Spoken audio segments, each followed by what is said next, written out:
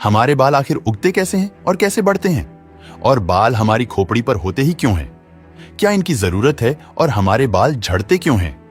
दोस्तों, अगर आपने यह जान लिया कि बाल झड़ने के पीछे रीजन क्या है, तो आप बालों की बहुत सारी समस्याओं को खुद ही दूर कर सकते हैं। कई बार आपने देखा होगा कि कई महंगे महंगे प्रोडक्ट इस्तेमाल करने के बाद भी लोगों की बालों की समस्या दूर नहीं होती। ऐसा इसलिए होता है क्योंकि वो ये नहीं जानते कि बालों की ग्रोथ कैसे होती है और किन कारणों से उन्हें इस तरह की प्रॉब्लम का सामना करना पड़ता है। तो दोस्तों, आज हम इसी बारे में बात करने वाले हैं, तो चलिए शुरू करते हैं। सबसे पहले हमें बालों की संरचना के बारे में भी जानना होगा।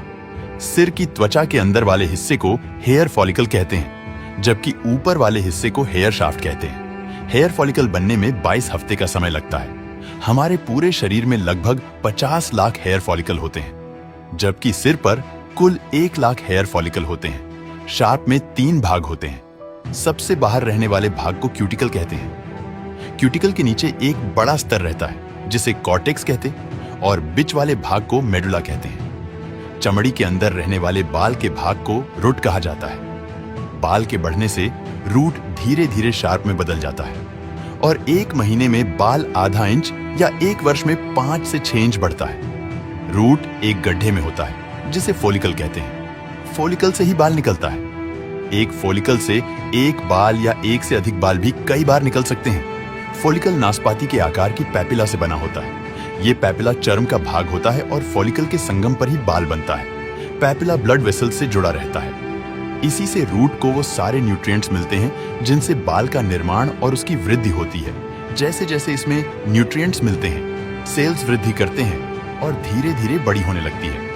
अब हमारे बाल की सेल्स बड़ी होने लगती है तो वो हेयर फॉलिकल से स्किन के ऊपर निकल आती है, मतलब स्किन से ऊपर की ओर ढकेल दी जाती है। अगर हम सर के बालों की बात करें तो सर के बाल 2 से 6 वर्षों तक जीवित रहते हैं। इसके बाद वे जड़ जाते हैं और उनके स्थान पर नए बाल निकलते हैं। एक लंबी उम्र तक चलता रहता है। वैज्ञानिक कहते हैं कि बालों के निर्माण के कई कारक जिम्मेदार होते हैं। बालों का 95% हिस्सा कैरोटीन नामक प्रोटीन का बना होता है। कैरोटीन एक ऐसा प्रोटीन है जो 18 तरह के अमीनो एसिड से बनता है। बालों में कार्बन, ऑक्सीजन, नाइट्रोजन, हाइड्रोजन और सल्फर मौजूद रहते हैं। जैसे जैसे हम बड़े होते जाते हैं, हमारे सर के बालों का घनत्व कम होता जाता है। इसका कारण यह है कि जब हम बड़े होते हैं तो हमारे सिर का आकार भी बड़ा होता है, क्योंकि बालों के निर्माण में हार्मोन की मुख्य भूमिका होती है। इसलिए महिलाओं और पुरुषों में बाल निर्माण का प्रोसेसर अलग अलग होता है। दोस्तों, जब आपके बाल स्किन से बाहर आते हैं तो ये डेड हो चुके होते हैं। इसलिए जब आप बाल कटवाते हैं तो आपको दर्द नहीं होता, लेकिन हेयर फॉलिकल्स हमेशा जीवित रहता है। इसलिए जब आपके बाल कोई खींचता है तो आपको दर्द होता है। तो दोस्तों, अब तक आपने जाना कि बाल बनते कैसे हैं। चलिए अब यह जानते हैं कि बाल झड़ते क्यों हैं। दोस्तों, बाल के उगने और झड़ने तक उसको 3 चरणों से गुजरना पड़ता है। उन बालों का विकास शुरू होता है तो उसके पहले चरण को एनाजेन, दूसरे चरण को केटाजन और आखिरी चरण को टेलोजन कहते हैं। इस 3 चरणों से गुजरने के बाद आखिरी चरण में कुछ दिनों तक बाल रहते हैं और फिर गिर जाते हैं। इस साइकिल में चेंजिंग ही बाल के झड़ने का कारण होता है, क्योंकि जितने बाल टेलोजन चरण में गिरते हैं उतने बाल 3 महीने के अंदर फिर से उग जाते हैं, यानी बालों की संख्या समान रहती है। सामान्य रूप से टेलोजन चरण में 10% बाल झड़ते हैं, लेकिन टेलोजन एफ्लुवियम अवस्था में बालों के झड़ने का अनुपात बढ़कर 30% हो जाता है। कहने का मतलब यह है कि बालों के एनाजेन से टेलोजन के साइकिल में परिवर्तन और झड़ने का अनुपात जब बदल जाता है, उस अवस्था में टेलोजन एफ्लुवियम कहते हैं और इसी कारण कुछ लोग तो गंजे हो जाते हैं। बाल झड़ने के पीछे बहुत सारे कारण होते हैं, जैसे पोषण की कमी या बालों की देखरेख में गलती। दरअसल हेयर फॉलिकल्स में जो भी न्यूट्रिएंट्स होते हैं वो स्किन के नीचे होते हैं, जो ब्लड वेसल से आते हैं, जिसमें प्रोटीन, विटामिन और अन्य न्यूट्रिएंट्स होते हैं। इसलिए अधिकतर आपकी बॉडी में जरूरी विटामिन और मिनरल्स की कमी होने पर भी बालों से संबंधित समस्या हो जाती है।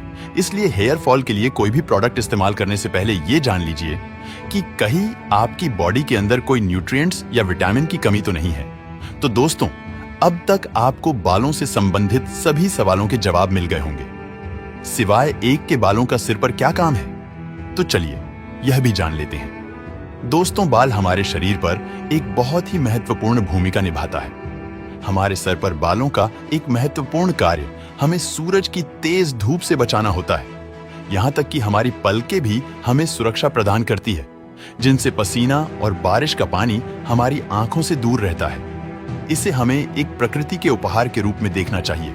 तो दोस्तों, आज के इस वीडियो के लिए बस इतना ही। अगर आपको ये वीडियो पसंद आया हो तो इसे लाइक और शेयर करें।